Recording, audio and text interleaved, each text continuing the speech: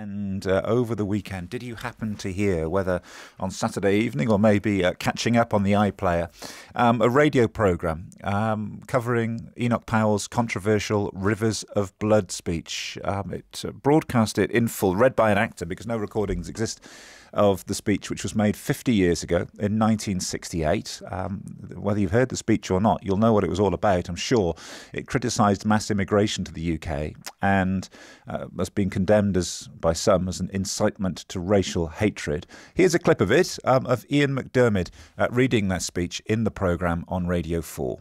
In this country, in 15 or 20 years' time, the black man will have the whip hand over the white man.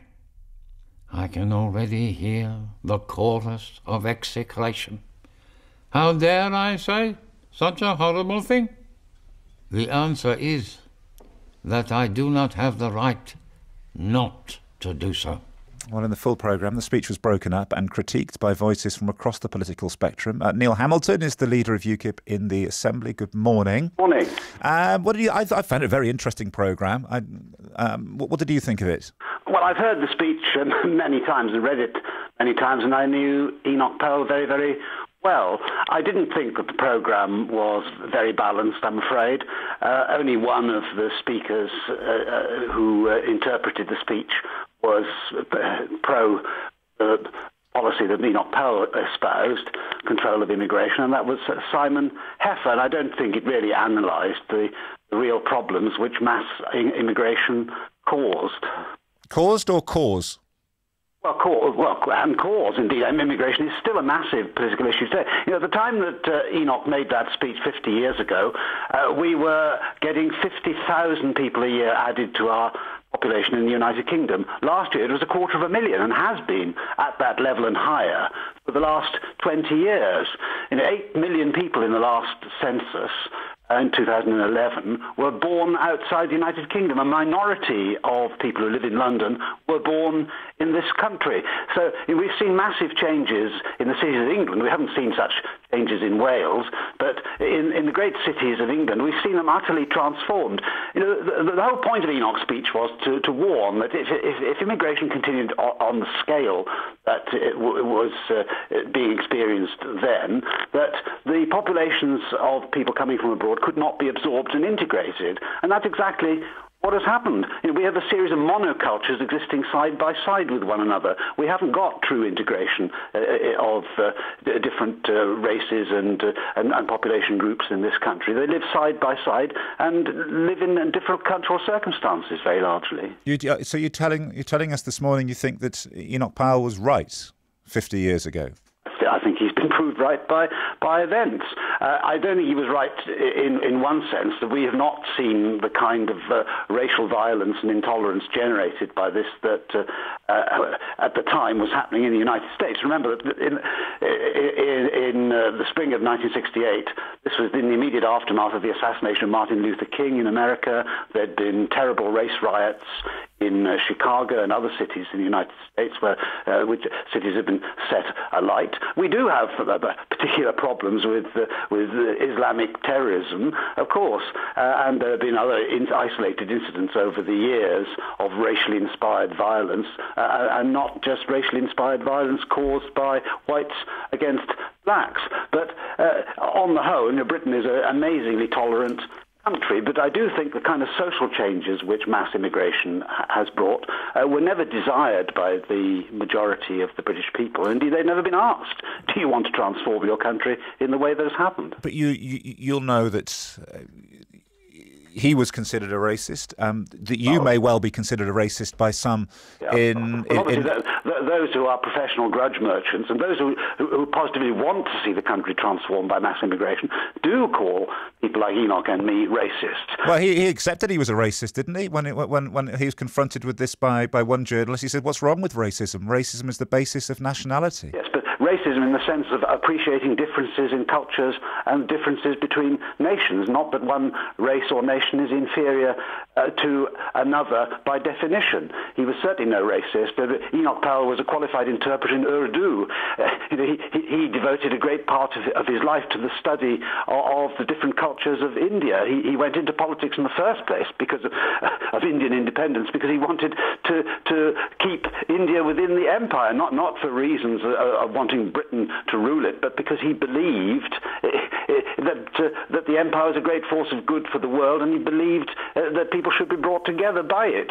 So he wasn't a racist in the crude sense that you've been implying. Well, I just it seems to be a general. I mean, it's a generally held belief, isn't it? And when you listen to that speech and the sentiments expressed in it, there's no other way to describe it. When Enoch Powell talks about described it in a totally different way just 2 seconds ago.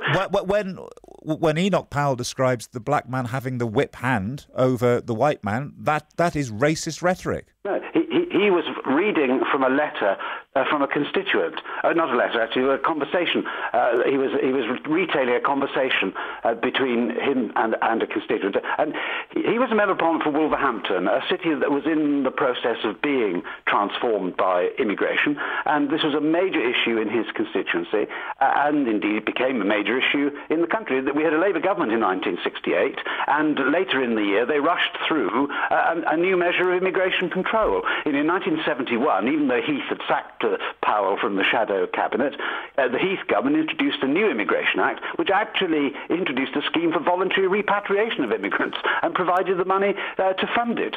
So the idea that Enoch Powell was some kind of uniquely racist villain is absolute nonsense. I mean, Powell actually changed politics by articulating the fears, resentments of millions and millions of people who are being ignored by the establishment. Of course, we've seen this in other issues as well, such as Europe and the referendum in 2016. That's where I was going to go. People voted to leave the EU, but all the major political parties wanted to keep us in. Peter, let me pick up on that. He was a political disruptor in a sense, but that's because he was articulating the feelings and views of people who were not represented properly in Parliament. Let me pick up on that, because when Peter Haines says he heard echoes of that sentiment of the speech during the Brexit campaign, would you accept that maybe you invoked the spirit of Enoch Powell in that campaign? Well, in one sense, not as a spirit of racism, but as a spirit of representing people whose voice was going unheard in the establishment.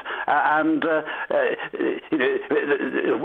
people were never asked whether they wanted to join the European Union in the first place. We had a referendum 2 years afterwards, which was heavily skewed in favour of staying in, and the governments in the intervening period did their best to avoid consulting the people until a referendum was forced upon them by UKIP. But you know that message. MPs, you know that message. The referendum, as a result of which the government lost. So this, I think, is an important point that the political establishment of this country has been opposed to what the majority of the people on many issues during my lifetime have wanted. Nobody was ever asked, do you want to see the face of the country transformed by mass immigration? And it was a big issue during the referendum campaign. There's no doubt about that. Well, let's go back to that. Let's go back to that, because you may not have deliberately invoked the racist tone of Enoch Powell, but it seems a lot of people took it that way. And I think there are communities in Wales, aren't there, that are more divided along racial lines now as a result of some of the arguments that were heard during that Brexit campaign, aren't there? No, absolute nonsense. The idea that people change their living habits because of political speeches is preposterous.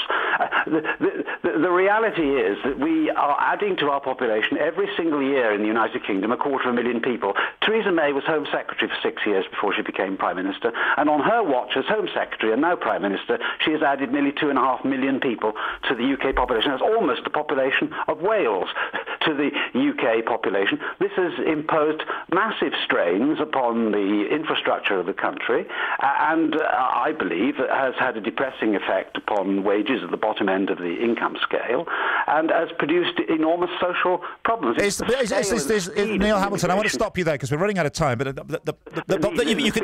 you're basing an argument purely on numbers, when for many people it's not the numbers that concern them as much much as who those people are and the fact that some of them speak a different language, they live a different sort of lifestyle, and they look different. No, I don't agree with that at all. I think that numbers are the essence of the problem. That's what the speech in 1968 was all about.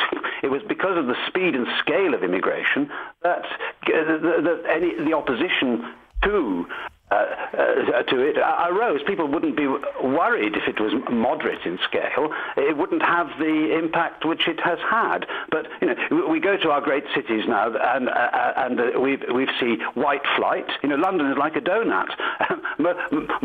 A great proportion of the white population of central London has moved out to the suburbs. Is it a good thing that we should have our great cities transformed into effectively racial ghettos? Well, and there is the nub of the question. And so, yes, diversity may well be a good thing for many, many people, and for you included, not a good thing. That's the nub of that question, I suppose. No, quite the opposite. What I'm saying is that we haven't got diversity. We've got monocultures living side by side. We don't have integration. I'm for integration, but the numbers make it impossible. Thank you very much. Thank you. Neil Hamilton, leader of UKIP in the National Assembly.